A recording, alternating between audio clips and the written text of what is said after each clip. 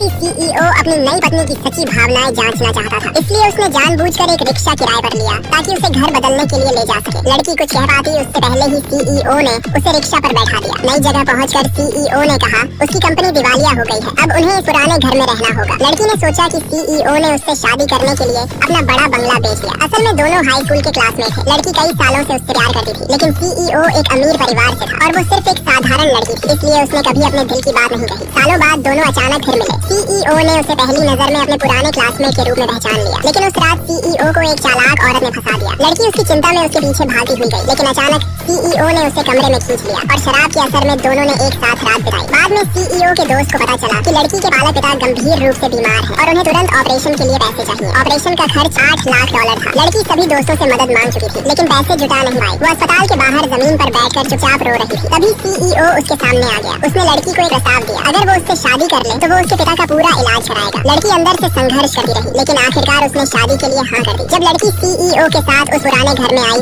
CEO को लगा वो इस घर को नापसंद करेगी, लेकिन लड़की को बहुत गिल्ट महसूस हुआ। उसे लगा सीईओ ने उसके पिता के लिए अपना सब कुछ छोड़ दिया, इसलिए उसने मन ही मन फैसला किया कि वो कड़ी मेहनत करेगी और अपने पति का सारा पैसा वापस लौटाएगी। सीईओ हैरान रह गया। लड़की ने कभी भी उसकी गरीबी का मजाक नहीं उड़ाया, लेकिन उसे लगा कि शायद लड़की सिर्फ नाटक कर रही है। एक दिन सीईओ ने लड़की की डिजाइन बुक खोली और वहाँ उसने अपना एक पोर्ट्रेट देखा। तभी सीईओ को समझ आया कि उसकी पत्नी कई सालों से चुपचाप उसे प्यार करती थी। अब सीईओ का दिल पूरी तरह बदलने वाला था। आगे क्या होगा, पार्ट 2 देखना है तो कमेंट जरूर कर।